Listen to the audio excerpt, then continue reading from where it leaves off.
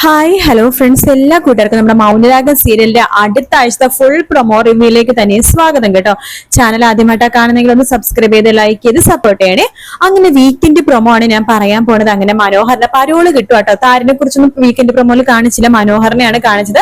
മനോഹറിന് അങ്ങനെ പരോള് കിട്ടുകയാണ്. അപ്പോ മനോഹറിനോട് പറയുന്നുണ്ട്, അതായത് ചന്ദ്രസേന്റെ ഇടപെടൽ കൊണ്ടാണ് മനോഹറിന് പരോള് കിട്ടിയട്ടോ. കാരണം മനോഹറും സരിയുവിന് കുറച്ച് നാള് സുഖമായിട്ട് കുറച്ച് പരോളിന് ഒരാഴ്ച 10 ദിവസം ഉണ്ടാവുമല്ലോ. അപ്പൊ ആ ഒരു ദിവസം ഒരു സമാധാനത്തോടെ സന്തോഷത്തെയും മനോഹർ കുന്റെ കൂടെ ജീവിക്കട്ടെ. പിന്നെ സരിയുവിനും അതൊരു ആശ്വാസം ആവുന്നിട്ടാണ് ചന്ദ്രസേന ഇടപെട്ടാണ് മനോഹറിന് പരോള് കിട്ടിയത്.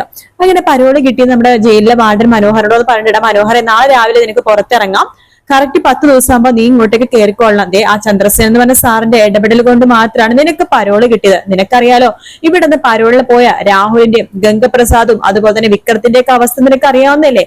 എല്ലാം ഇപ്പൊ ചത്തൊടങ്ങി, ഒരാൾ പോലും തിരിച്ചു വന്നിട്ടില്ല. നീ അങ്ങനെ നാവിലെന്നേക്ക് അറിയാം, കാരണം നിന്റെ സ്വഭാവം മാറിയതാണല്ലോ. പക്ഷേ എങ്കിലും സൂക്ഷിക്കണം, നിനക്ക് ശത്രുക്കൾ ഉണ്ടാവുമല്ലോ. കാരണം ഒത്തിരി പെണ്ണുങ്ങളെ വിവാഹം കഴിച്ചാണല്ലോ. അവരുടെ ബന്ധുക്കള്, കുടുംബക്കാര്, അവരുടെ ഇപ്പൊ ജീവനോട് ഇപ്പൊ ഭർത്താവ് ഉണ്ടെങ്കിൽ അവരുടെ മക്കള് എല്ലാവരും നിന്നെ പകരം വീട്ടാണ്ട് നിൽക്കും. അതുകൊണ്ട് നീ സൂക്ഷിച്ചും കണ്ട് വരണം. അപ്പൊ എന്തായാലും നാളെ രാവിലെ നീ ഇറങ്ങിക്കോ എന്നൊക്കെ പറഞ്ഞിട്ട് നമ്മളെ ജയിൽ വാർഡൻ പോകുന്നുണ്ട്. അത് കേൾക്കുമ്പോ പ്രകാശിന്റെ അടുത്തേക്ക് വന്നിട്ട് മനോഹർ പറഞ്ഞിട്ട്, നീ രക്ഷപ്പെട്ടോടെ, നാളെ നിനക്ക് പരോള് കിട്ടുമല്ലോ. സരിയുവിന്റെയും കുന്റെ കൂടെ നിനക്ക് അത്രയും ദിവസം നിൽക്കാലോ. നന്നായിടാ, നിനക്ക് കുഞ്ഞിനെ ഒളിച്ചും പാത്തൊന്നും കാണേണ്ട ആവശ്യമില്ലല്ലോ.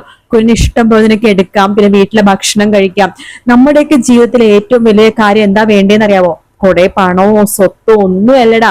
നമുക്ക് ആരോഗ്യമുള്ളൊരു ശരീരവും നമ്മളെ സ്നേഹിക്കുന്ന കുറച്ച് മനുഷ്യര്, അത് നമ്മുടെ ഭാര്യയും മക്കളാണെങ്കിൽ അത്രയും നല്ലത്. എനിക്കുണ്ടായിരുന്നു 2 ഭാര്യമാര്, നിനക്കറിയായിരിക്കുമല്ലോ, ദീപയും ലക്ഷ്മിയും. ലക്ഷ്മിയുടെ കൂടെ 1.5 വർഷമേ ജീവിച്ചിട്ടുള്ളൂ. പക്ഷെ ദീപ 10-28 വർഷം അവൾ എന്റെ കൂടെ ജീവിച്ചു. എന്നിട്ട് ഞാൻ അവൾക്ക് നല്ല ഒരു സമയം പോലും കൊടുത്തിട്ടില്ല. അവളെ വെറും ഒരു ആൺകുട്ടിയെ പ്രസവിക്കാൻ യന്ത്രത്തെ പോലെയാണ് ഞാൻ കണ്ടിരുന്നത്. അവൾ മരിക്കുന്ന ഒരു 2 ആഴ്ച മുമ്പ് അവൾ സ്നേഹിക്കാൻ തുടങ്ങിയത്. അപ്പോഴാണ് അവളുടെ ആ ഒരു സ്നേഹം ഞാൻ മനസ്സിലാക്കിയത്. അതുപോലെ നീ ആവരുത്, നിനക്ക് ഒരുപാട് ലൈഫ് ഇനിയും മുന്നോട്ട് പോകാനുള്ളതാണ്. അതുകൊണ്ട് നീ സരുവിന്റെ മോളിലൂടെ സുഖമായിട്ട് ജീവിക്കടാ. എനിക്കെന്തോ വല്ലാതെ ടെൻഷനൊക്കെ ഉണ്ട് അങ്കിളെ എന്ന് പറയാണ്. ടെൻഷനൊന്നും വേണ്ട, നീ സുഖമായിട്ട് പോയിട്ടോ. പിന്നെ പോകുമ്പോ കല്യാണം കിരണൊക്കെ കാണണം കേട്ടോ. എല്ലാവർക്കും എന്റെ അന്വേഷണമൊക്കെ പറയണം എന്നൊക്കെ പറഞ്ഞിട്ട് കല്യാണം എടുത്ത് ശ്രദ്ധിക്കാൻ പറയണം. അവൾക്ക് കഴിഞ്ഞ ദിവസം ആരോ കുത്താനൊക്കെ വന്നല്ലോ, ഞാൻ അതൊക്കെ നോക്കിക്കോളാം അങ്കിൾ ഒന്നും കൂടി ടെൻഷൻ ആവേണ്ടത് പറയണം. അങ്ങനെ മനോഹര പരോളിന് ഇറങ്ങുന്നുണ്ട്. പരോളിന് ഇറങ്ങിയ മനോഹർ ആദ്യം പറയുന്നത് താരയുടെ വീട്ടിലേക്കാട്ടോ. അവിടെ താരയില്ല. ബെല്ലടിക്കുമ്പോഴേക്കും സരയു വാതിലെടുക്കും. മനോഹറിനെ കാണുമ്പോൾ ഞെട്ടിപ്പോവാണ്. മനോഹർ, നീ എന്താ ഇവിടെ ചോദിക്കുമ്പോഴേക്കും എനിക്ക് പരോള് കിട്ടി സരയു.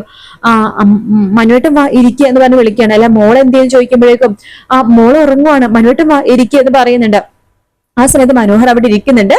ഇവനെ പരോള് കിട്ടിയ നാശം. എനിക്ക് 2 ഇരകളുണ്ട്, കല്യാണി മനോഹർ. രണ്ടിനെയും കൊല്ലാൻ വേണ്ടി തീരുമാനിച്ചാണല്ലോ.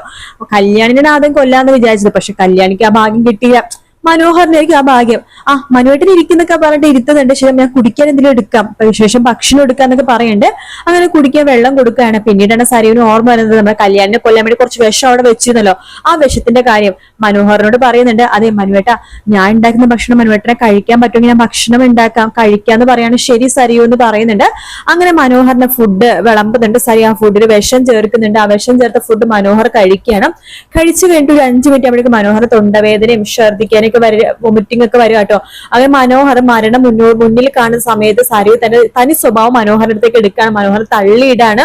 എടുപ്പാണ്, ഞാൻ മാറിയെന്ന് നീ വിചാരിച്ചോടാ, നീ എന്നോട് കല്യാണം എടുത്ത് എനിക്ക് ഒരിക്കലും ക്ഷമിക്കാൻ സാധിക്കില്ലടാ എന്നൊക്കെ പറഞ്ഞിട്ട് മനോഹറിനെ ഭയങ്കരമായിട്ട് ഉപദ്രവിക്കുന്ന ഭാഗമാണ് പ്രൊമോയില് കാണിച്ചു കേട്ടോ. വീഡിയോ ഇഷ്ടപ്പെട്ടാൽ ലൈക്ക് ചെയ്യുക, സബ്സ്ക്രൈബ് ചെയ്യുക, കമന്റ് ചെയ്യുക. മറ്റൊരു വീഡിയോ ആയിട്ട് ഇനി നാളെ രാവിലെ കാണാം ഫ്രണ്ട്സ്. എല്ലാവർക്കും good night, take care, bye bye.